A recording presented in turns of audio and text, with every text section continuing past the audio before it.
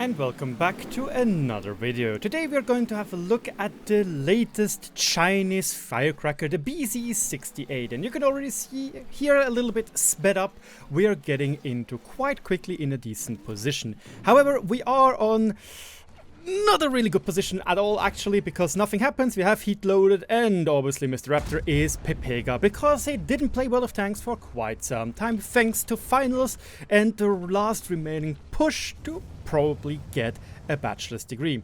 After cutting forward again a little bit, we saw a T-44 behind us. We push our firecracker button and just YOLO him, because the BZ-68 actually has pretty decent alpha, 530 alpha to be exact, with pretty decent reload as well, because this tank actually is not that bad like the tier 8 TECHTREE is. The premium is amazing, but that's just because it's blatantly kind of overpowered.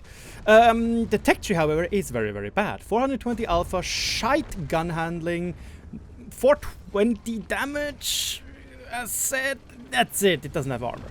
This thing actually does have quite a bit of armor, and here we see an opportunity of a T-54E1 being on full reload, so I decide to go YOLO BOLO, 615 damage. We do a little bit of ram damage, but even with the rockets we don't do that much ram damage actually, because our whole armor is kinda not that good. And here you basically can see the biggest issue, which is with those Chinese firecrackers. They don't have good gun handling. However, I saw the Chrysler over there, I saw an opportunity to go over there, but we got very unlucky because suddenly there is a full HP IS-32, so I have to take another shot, and we even lose our fuel tanks, which is a reoccurring theme in this video.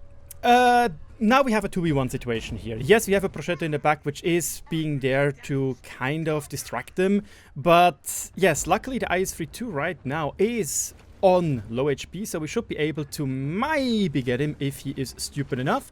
But no, he isn't. He waits, and now we have the Iron Arnie, and he's doing it very easy for us. He's driving forward backwards. We just aim there, wait for him to drive into us, and now we have to try and make him bounce, so we are not a one hit. Sadly, we are a one hit, but now we have to push him. There's no other way. We have to kill him, and surely I'm not going to die to this triangle youuuu, which I didn't notice to our... In the next game we are on Serene coast in a tier 10 game, and here I wanted to try something out. Again, those tanks' main gimmick is, look, we got rocket boosters.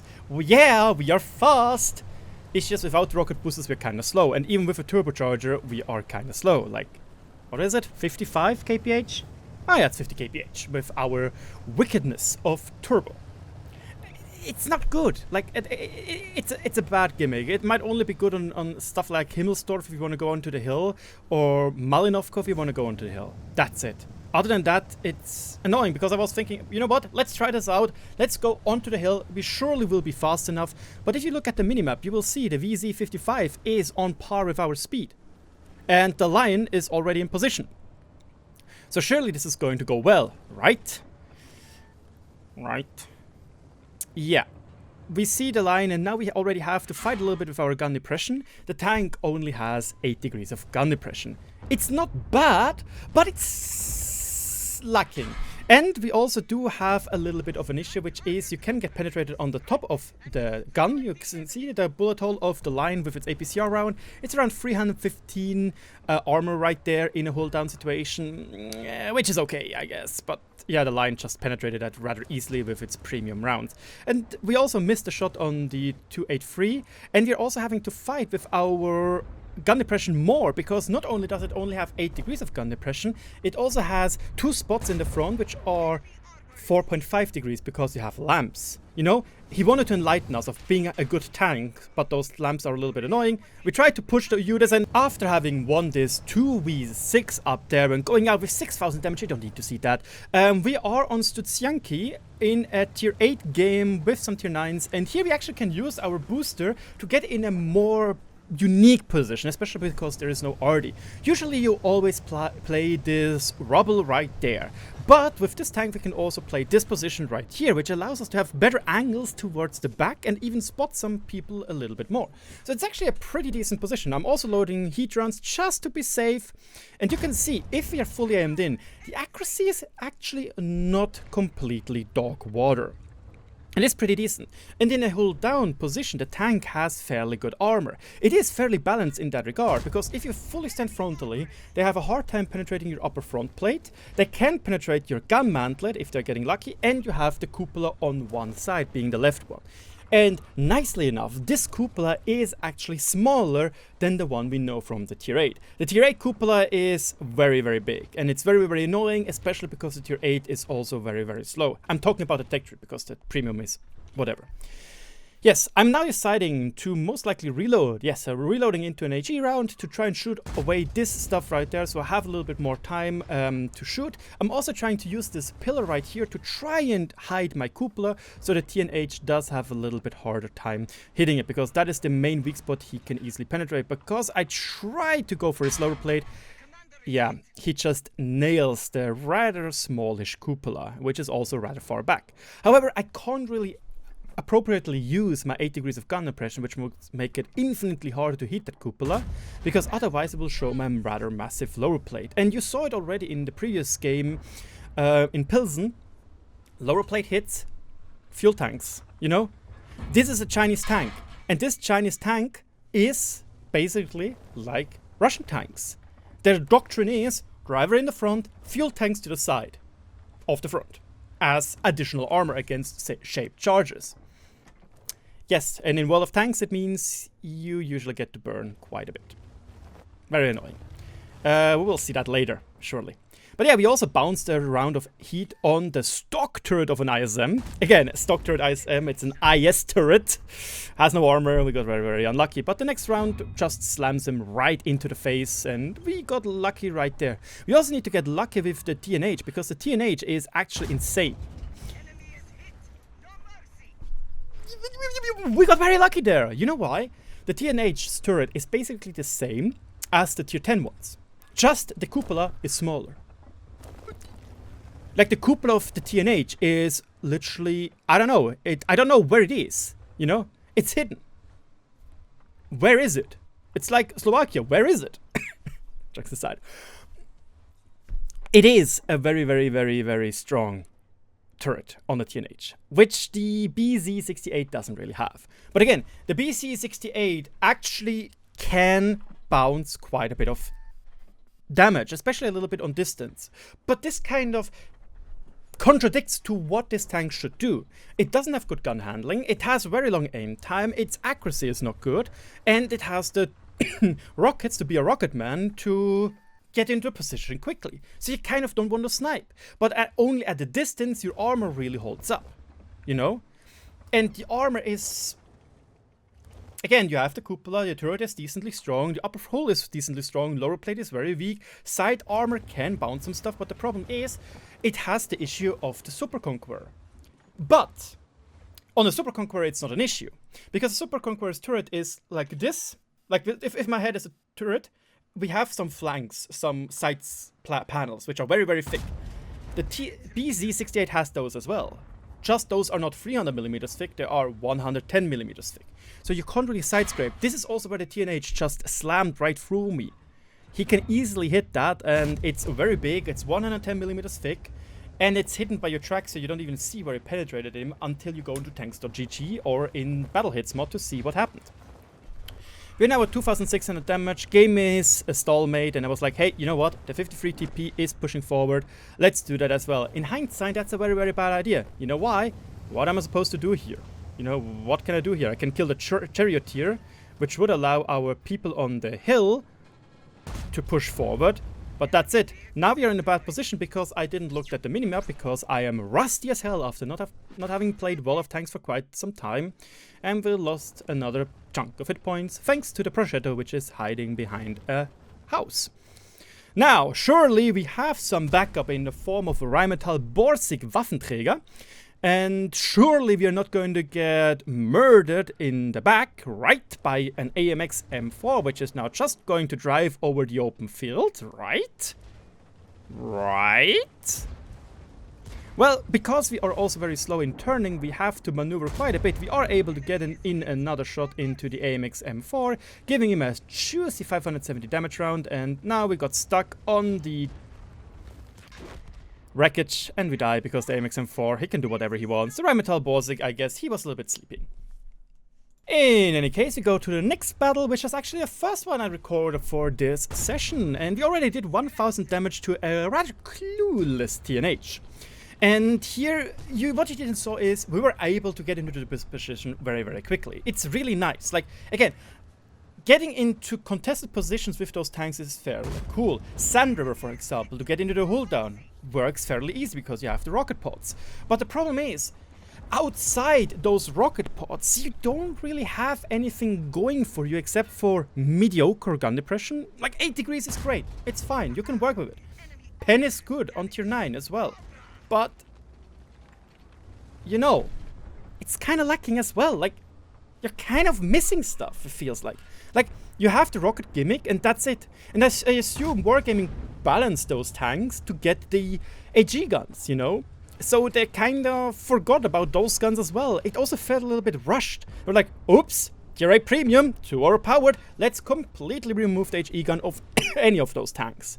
Because let's be honest, apparently the tier 10 one is rather garbage as well. Lucky shot right there, but again, IS-32, stock turret, fat cheeks like me, because I'm fat because I didn't do sports lately. Yeah. And now we start also to get into the issue of 8 degrees not being enough. With also our turret being rather central on our tank, meaning we have to expose our lower plate quite a bit, usually. Lucky shot there to penetrate the flat surface of the T95 there, 580 damage. I'll never get old of seeing this. Like, it's fun. Like, that is the cool thing about the BZ-68. It has the alpha compared to the tier 8, because the tier 8 has, I think, the worst DPM of any heavy tank in the game. It's even worse than the Löwe on tier 8. Like, a defender reloads the same time as you do, just that the defender does 440 alpha, you do 420. And as you can see, long aim time, we had to overpeak quite a bit. We were able to do that because the T95 was reloading. Yeah, that's the main grips I have of those tanks. I get the gimmick. That's fine. I like the alpha. That's fine. But we have poor DPM. We have questionable armor in some situations. We have whack gun depression. Add to that horrendous gun handling and horrendous aim times. Those kind of just destroy the fun for the tanks. On the tier 9 it's not that big of a deal, but the tier 8 is like, oh my god, why am I playing it? And the same with the tier 7. You have weak hull armor, and what is this armor? And what is this mobility sometime? And the gun handling especially is like, ugh. In any case, we did 4000 damage, epic. We were able to meme the T95 out, try to hit his lower plate with an heat round. We sadly didn't do that, but obviously he has the thick gun, we have quick reload, we should get into position. But now we have the issue that we don't have the gun depression because we angle sideways out, because of the lamps. They tried to be showing us the lights, the guiding lights. You can see I'm angry, my mouse is going wiggle, wiggle, wiggle. Yeah. They can be annoying if you're not used to it. And it is a firecracker after all, right? The fuel tanks are very weak. They're very, very weak. But you can't really use anything else, you know? Like, I'm using turbo, stabs, and rammer. You can't really use anything else, because the tanks without turbo are very, very slow. So I'm trying to use the turbo right here to get through and sure... And for the last game we have a nuts matchmaking. 2 tier 8 tanks. We are in a tier 7 game, but sadly enough it is one of the worst maps in the game, being Campfield. Luckily Campfield apparently is going to get reworked in the next update. I need to look at it first. I'm not sure how it's going to be. Could be interesting, could be bad. Who knows, we will see.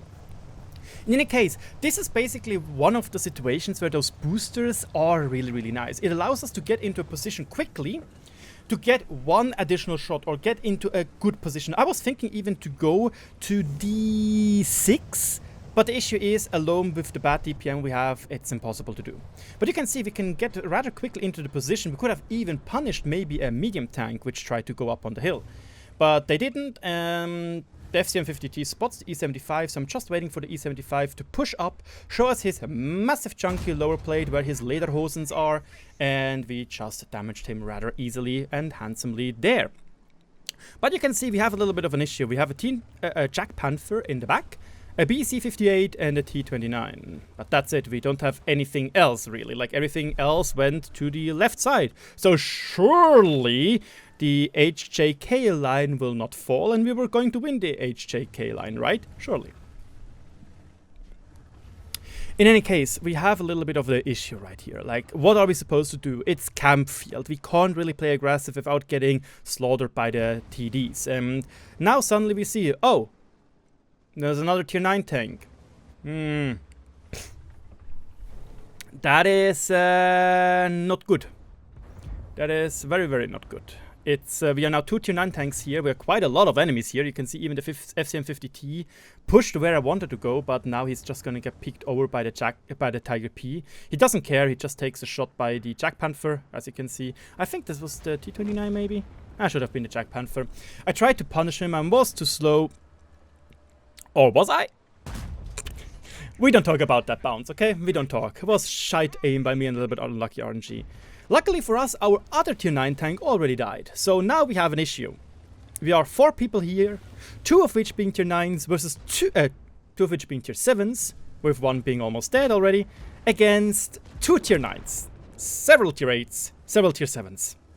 And even with me being a top tier tank, it will be very hard to carry this in this position. We are also quite far back in hit points. Don't know what the Tiger P is doing right here. I'm trying to go for a track shot. 600 damage is just juicy. Again, 530 alpha, it feels great to use. That's why also the E75 is amazing in that regard. But the E75 does have, in my opinion, quite a bit better armor and more reliable armor than the BZ. However, it does trade in worse gun depression what the BZ has. But now, what are we supposed to do? Like, we don't have the DPM. I kind of have to be ready to immediately turn around when I start pushing. So I get in one more shot in the E75, tried to hope to get maybe a burn in. Sadly we didn't, so I have to turn around and try to go Speedy Gonzalez.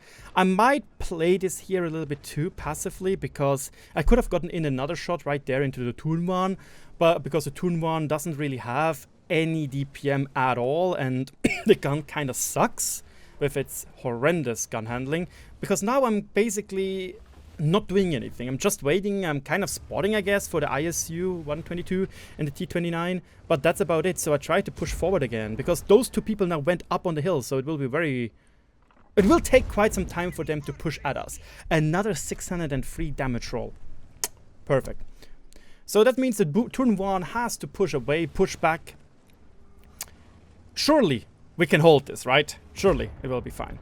Sadly, the T-29 dies to the E-75, so now we have no backup at all, except for the Jack Panther. And the Jack Panther can only really shoot at the people which are at the Toon-1's position when they push around.